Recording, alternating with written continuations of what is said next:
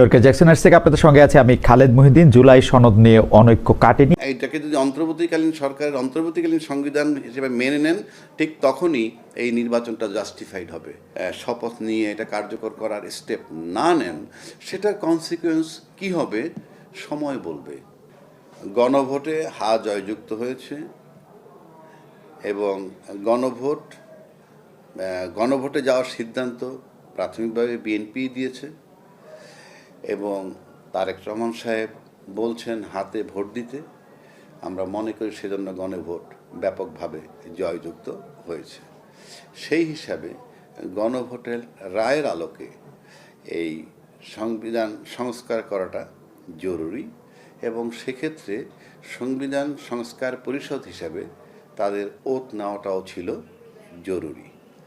এখন তারা বলছেন যে সংবিধানে শুধু সংসদ সদস্যের শপথের কথা বলা আছে, কিন্তু আপনার এই সংস্কার পরিষদ হিসাবে ওত নেওয়ার কথা বলা নেই। যেই সংবিধানের কথা তারা বলছেন সেই সংবিধান বলা আছে সংসদ ভেঙে গেলে পরবর্তী 90 দিনের মধ্যে নির্বাচন, তাতে 7ই নভেম্বর 2024 মধ্যে হওয়ার কথা, 25-এ না 7ই নভেম্বর 2024 হওয়ার কথা। ইয়েস, সংবিধান মোতাবেক প্রথম 90 দিন, ভেঙে যাওয়ার পর 90 দিনের মধ্যে। তারপরে আসেন যদি কোনো কারণে 90 দিনে না হয় তাহলে আরও 90 দিন, সেক্ষেত্রে ফেব্রুয়ারি 7, 2024 এর মধ্যে নির্বাচন হয়ে যাওয়ার কথা। সেটা তো হয় নাই। তারপরে কি সংবিধান পারমিট করে যে আপনাদের যখন মন চায় তখন নির্বাচন করবেন? Of course not. তাহলে 2026-এর ফেব্রুয়ারিতে যে নির্বাচনটা হয়েছে সেটা ওই সংবিধান মোতাবেক হয় নাই বলে আমি নিশ্চিত করে বলতে পারি। তো যেহেতু সংবিধান মোতাবেক আপনার নির্বাচন হয়নি, সুতরাং সংবিধান মোতাবেক কি শপথের কথাটা কেন আসছে? সিদ্ধান্ত দিয়েছে অন্তর্বর্তীকালীন সরকার এবং অন্তর্বর্তীকালীন সরকার যে ডেট অ্যান্ড টাইম দিয়েছে সেই মোতাবেক নির্বাচন হয়েছে। অর্থাৎ আপনি বলতে পারেন অন্তর্বর্তীকালীন সরকারের অন্তর্বর্তীকালীন সংবিধান মোতাবেক নির্বাচন, এবং এইটাকে যদি অন্তর্বর্তীকালীন সরকারের অন্তর্বর্তীকালীন সংবিধান হিসেবে মেনে নেন, ঠিক তখনই এই নির্বাচনটা জাস্টিফাইড হবে। আদারওয়াইজ ওই সংবিধানের কথা বললে এই নির্বাচনটার বৈধতা নিয়ে প্রশ্ন আসবে। আপনি মনে করছেন যে আগামীতে এই নির্বাচনের বৈধতা নিয়ে প্রশ্ন আসতে পারে আমি মনে করি, কারণ এটা তো আমি এখন বলছি না, আমি আরও আগে বলছি। 2 নম্বর, যেই গণভোট পক্ষে আপনারা মত দিলেন, গণভোটের উদ্যোক্তাও বিএনপি, যে বিতর্ক হয়েছিল শুধু এইটুক যে নির্বাচনের আগে গণভোট নাকি একই দিনে। সেখানে বিএনপির দাবি ছিল সংসদ এবং গণভোটের নির্বাচন একই দিনে, এবং ফাইনালি সেটাই এক্সিকিউট হয়েছে। এখন যেহেতু হায়ের পক্ষে আপনারা মত দিয়েছেন এবং এটা জনরায়কে মেনে নিতে হয়। যদি মেনে না নেন, যদি সেই মতো শপথ নিয়ে এটা কার্যকর করার স্টেপ না নেন, সেটার কনসিকুয়েন্স কি হবে সময় বলবে। আমরা ইন অ্যাডভান্স কিছু বলতে পারবো না। তাহলে আপনি কি বিএনপির জন্য সামনে কোনো খারাপ কিছু অপেক্ষা করছে সেটা ইঙ্গিত দিচ্ছেন? আমি খারাপ ভালো কিছু বলি, প্রত্যেকটা ঘটনারই একটা পার্শ্ব প্রতিক্রিয়া আছে, সাইড এফেক্ট। তো এটা তো জনগণের রায়। জনগণ রাফলি প্রায় 7 কোটি লোকে ভোট দিছে গণভোটে, 4,50,00,000 সম্ভবত পক্ষে, হায়ের পক্ষে। তো এটা জনরায়, এবং জনরায় জামাত অলরেডি শপথ নিয়ে নিছে। কালকে তো পার্লামেন্টে নিয়ে বিতর্ক শুরু হবে যে জনরায়ের পক্ষে আমরা শপথ নিয়েছি, আপনারা নিচ্ছেন না কেন, এটা কি জনগণের সাথে বিট্রে করা হচ্ছে কি না, এইসব বিতর্ক পার্লামেন্টে শুরু হবে। তো পার্লামেন্টটা যদি এই আলোচনা শুরু হয়, জমজমাট হয়, বিতর্ক প্রতিযোগিতা চলে, তাহলে আমরা একটা জায়গায় পৌঁছাইতে পারি। কেননা জনগণের রায়ের পক্ষে সবাই থাকবে, জনরায়ের পক্ষে। সুতরাং এটা আমি মনে করি যে যদি আমরা সুস্থ রাজনীতি চাই, তাহলে এই জনরায় গণভোটের পক্ষে যাহান সেটাকে মেনে নিয়ে আমার মনে হয় সংস্কারে হাত দেওয়া উচিত। তা না হইলে যারা নির্বাচিত হয়ে গেছেন সেটা নিয়েই প্রশ্ন উঠতে পারে যে কোনো সময়। তাহলে বিএনপিকে আপনি বলছেন জনগণের যে জিনিসটা দিয়েছে তার সাথে তারা কিছুটা, যদি বলি বেইমানি, বা তাদের সাথে সহজ বাংলা কি বলা যায়, একটু ভদ্র বাংলা কি বলা যায়? এটাকে আপনি ওইভাবে না বলে এটা বলতে পারেন এই যে প্রতিশ্রুতি ভঙ্গ করা টু সাম এক্সটেন্ট, কারণ এটা একটা প্রতিশ্রুতি। এবং আপনারাও বলছিলেন যে হায়ের পক্ষে ভোট দিতে, তা হায়ের পক্ষে ভোট দিলে কি হবে? সংবিধান সংস্কার হবে গণভোটের আলোকে। এই যে প্রতিশ্রুতি দিচ্ছেন জনগণের কাছে, তাহলে জনগণের সাথে আপনাদের এখন ওত নিয়ে, শপথ নিয়ে, সংবিধান সংস্কার পরিষদের শপথ নিয়ে এই সংস্কার কাজে হাত না দেন, তাহলে প্রাথমিকভাবে ধরে নেওয়া হবে যে জনগণের সাথে কি আপনারা প্রতিশ্রুতি ভঙ্গ করছেন কিনা সেই প্রশ্নটা চলে আসবে।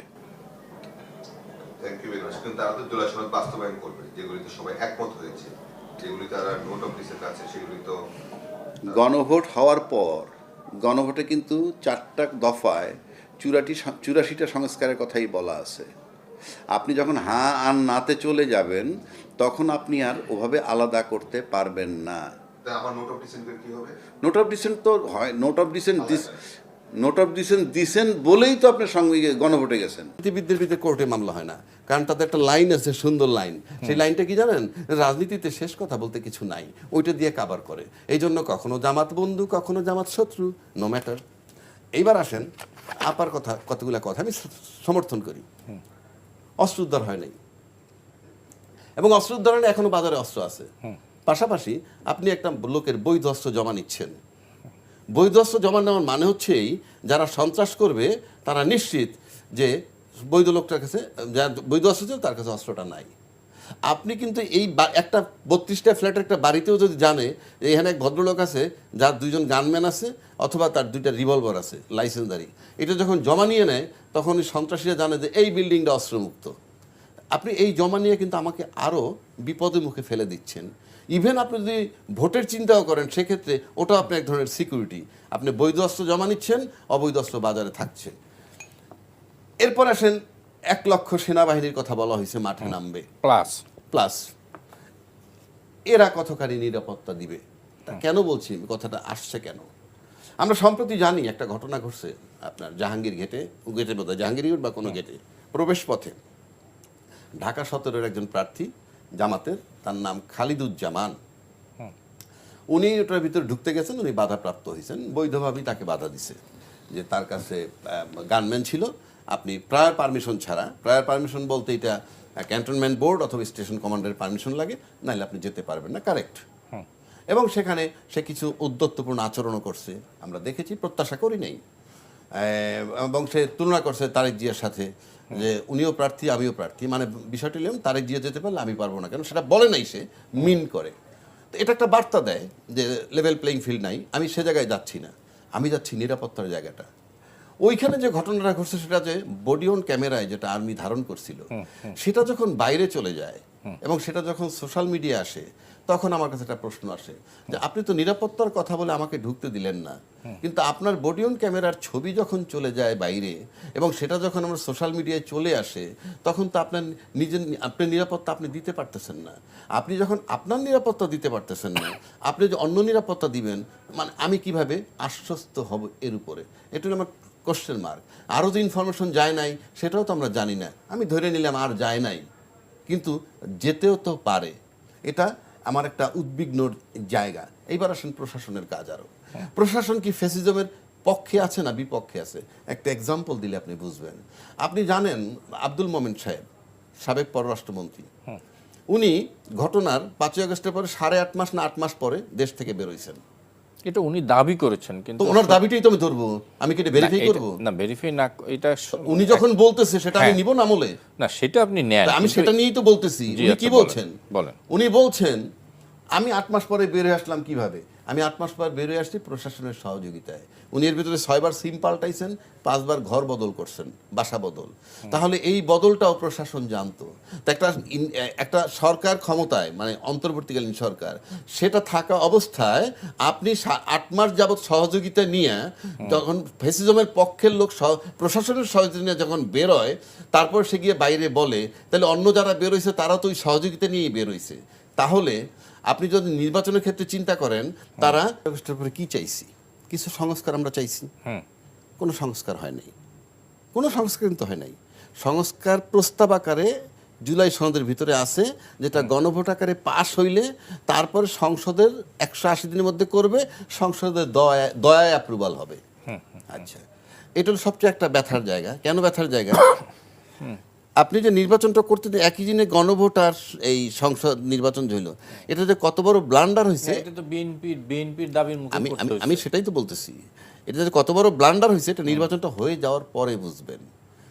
কারণ আপনি যে নির্বাচনে যাচ্ছেন, যেটা আমি আগেও বলছি এখনো বলি, আপনি তো কনসাস লোক, আপনি কিন্তু এবারের ইশতেহার এইটা শুনেন নাই যে প্রধান নির্বাচন কমিশন ইশতেহার ঘোষণার সময় বলছিল যে আমি বাংলাদেশ সংবিধানের এত নম্বর অনুচ্ছেদ মোতাবেক ইশতেহার ঘোষণা করছি।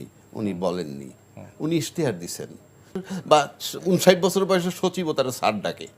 কিন্তু এখন মানে আমরা এমন একটা গ্যারাকলে পড়ছি, অর্থাৎ দেশটাকে নিয়ন্ত্রণ করতেছে বহুকাল ধরে মিডিয়ায় আমলা এবং বিজনেস অলিগার্ক, যারা এই তিনটা সেক্টর রাজনীতিবিদদের ব্যবহার করে। কেন?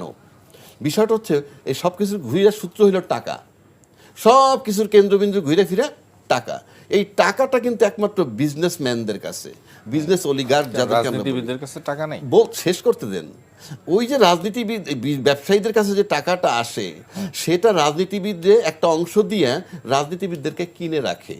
ফলে উনি যে ব্যাংকের ডিফল্টার, সেটা রাজনীতিবিদরা যে দল ক্ষমতায় থাকে তাকে সেভ করে। আমি কি বুঝাইতে পারছি আপনাকে? না, বুঝাতে পারছি, কিন্তু আপনি এত সরলীকরণ করে বলছেন। আমি যে সেটা আপনি রাজনীতিবিদদের টাকা পাবে কোথায়? আপনি তো টাকাটা দুইটা ওয়ে, চাঁদাবাজি আর যদি এইভাবে পান, এছাড়া রাস্তা